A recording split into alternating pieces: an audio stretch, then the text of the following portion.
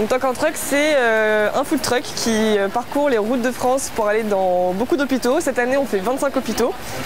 Et l'objectif est de faire plaisir aux soignants et aux familles en proposant un déjeuner gourmand. Aujourd'hui, il pleut, mais les soignants sont au rendez-vous. Sous les bâches dressées à cet effet, ils viennent choisir leur brunch. Il y a quoi au menu aujourd'hui? Alors pour le brunch, c'est pancakes avec des fruits et soit du miel, soit du sirop d'érable, des œufs brouillés et du fromage fort. Voilà. Ce jour-là, le food truck rose et blanc de l'association Tout le monde contre le cancer a fait étape à l'hôpital Trousseau à Paris pour son opération Talk and Truck. Le temps d'une journée, les soignants et les familles touchées par le cancer ont rendez-vous pour un moment convivial autour d'un repas gourmand imaginé et concocté par de grands cuisiniers. Aujourd'hui, le chef Guillaume Jacqui est au fourneau. Une des raisons pour laquelle je suis devenu cuisinier, c'est que la nourriture, c'est quelque chose de très important pour moi. Le plaisir culinaire, je pense que c'est une des premières choses et une des dernières choses qu'on a dans nos vies. C'est la plus importante. Ça passe par la bouche, c'est très personnel et je pense que rien ne réchauffe plus le cœur qu'un bon plat mijoté avec amour. Et il y a personne, je pense, qui mérite plus cet amour et un peu d'attention de la part d'un cuisinier que les personnes malades. J'aime les choses brutes, donc je vais faire un smash burger très simple mais que je travaille un peu plus différemment. Bon, mon fromage, c'est un fromage à base de mi-molette mais travaillé comme un fromage américain. Je servirai à la louche dessus pour avoir des choses vraiment coquines à manger avec beaucoup de très gourmandes. Pour les soignants, la pause est appréciable, tout comme pour les enfants malades et leurs familles, qui auront aussi tout à l'heure le droit à une respiration. Ça change un peu du quotidien, ça fait un peu de nouveauté dans leur prise en charge qui est quand même assez longue. Après on a malheureusement certains enfants qui ne peuvent pas sortir de leur chambre, mais rien que pour les parents c'est vraiment super.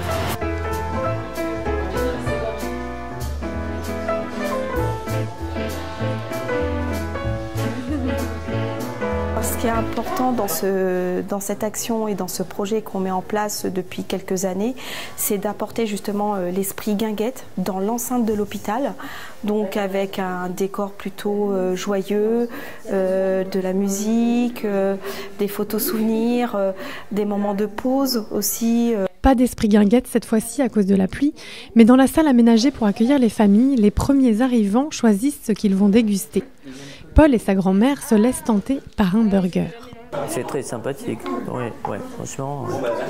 Une initiative particulièrement sympathique, touchante en plus, de la gaieté dans des moments où il n'y en a pas.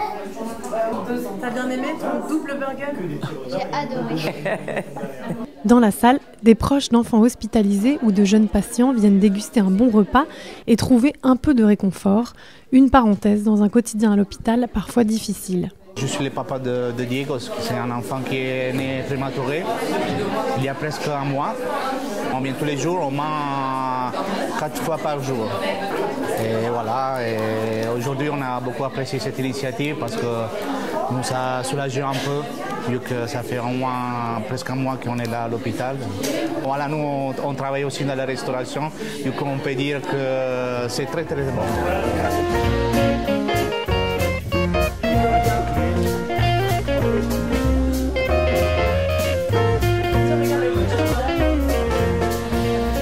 Après la séance photo, cerise sur le gâteau, une chef pâtissière est aussi venue proposer un atelier culinaire à quelques jeunes patientes de l'hôpital qui vont pouvoir mettre la main à la pâte. On va faire aujourd'hui une recette qui est dans ce livre.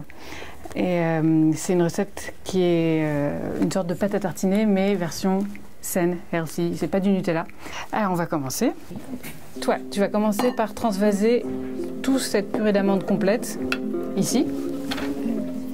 Avec la cuillère, ça s'appelle une maryse. Tout en cuisinant, elle donne ses petites astuces aux jeunes participantes avant de les encourager à décorer les assiettes pour finir par la dégustation. Ah ouais, le zigzag.